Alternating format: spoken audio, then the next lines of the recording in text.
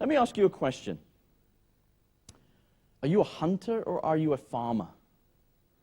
There's a big difference between a hunter and a farmer.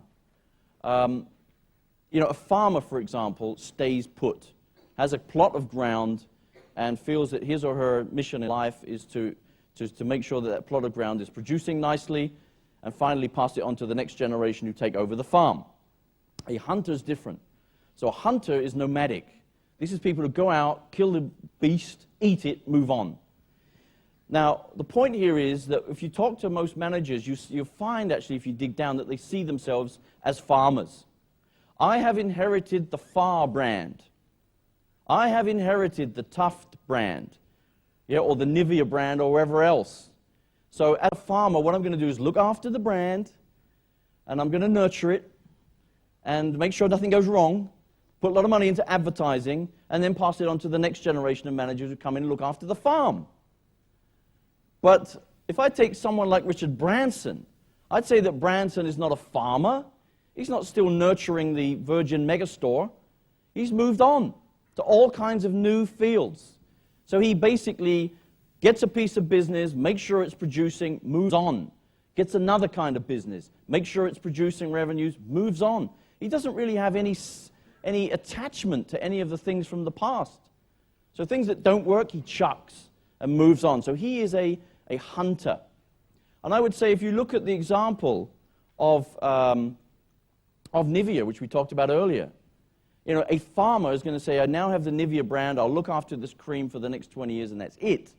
A hunter will say, no, how do we turn this brand into shampoos, shower gels, and you name it, to grow the boundaries of the business. And what we find in most firms is that when you start a big innovation initiative or effort, the focus is on generating ideas, which is logic, creativity, ideas. We need all kinds of ideas.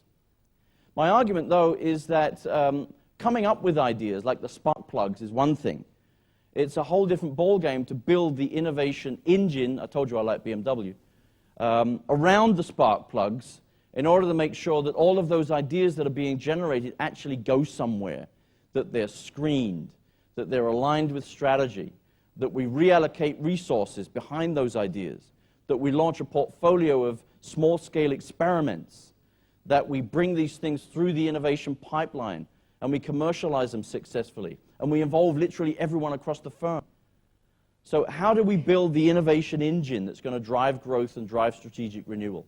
Well, we need a blueprint. If you dumped a bunch of engine components on my front garden and said, go build an engine, I wouldn't know where to start. So I know it's got a gearbox in it, it's got a connecting rod, a piston, and spark plugs and whatever, but I don't really know how to fit all the stuff together. And this has been the case with innovation over the last 2 to 3 decades. We know we need the new values, we need to train people, we need skills, we need to come up with systematic processes for generating insights and ideas, the screening. We know we need all those things, but we really don't know how it fits together. So most of us really don't have a model in our heads of what innovation actually looks like as an enterprise capability. So how can we change that? Well, what we've outlined in the book is a kind of methodology, a blueprint for building that kind of innovation engine. And what we say is that if you want to turn innovation or anything else into an enterprise capability, there are 4 basic components that one needs to look at. The first is leadership and structure, so infrastructure. The second is processes and tools. The third component is people and skills. The fourth is culture and values. Now, what most people tend to do is say, go straight to number 4. We're going to build an innovation culture. We're going to change the culture. Well, any of you that's ever tried to change, a culture at a huge organization will know just how difficult it is to change culture. So my argument is that we need to do the first 3 things. We need to get the leadership commitment, the infrastructure, the processes, the tools, people, skills, the training, get all that stuff going. When we get those 3 cogs moving, the last cog starts to turn. Basically, today, computers are commodities. So Apple has somehow managed to take that commodity and add huge amounts of value to the point where we're willing as customers to pay a premium. What is Starbucks selling? I mean, it's coffee, right? How do they get you to fork out whatever it is, how many dollars it is today for a latte, or a cappuccino? It's coffee. But all they're doing is adding huge amounts of value to it, and so on and so forth. I mean, cars are cars. Cars all have 4 wheels and a steering wheel. They haven't basically changed in their structures for about 100 years. And yet companies like BMW, like Lexus, like Mini, like Porsche have been able to add huge amounts of value to the point where we're willing to pay more, as opposed to someone like GM or Ford, where they can't even give the cars away today.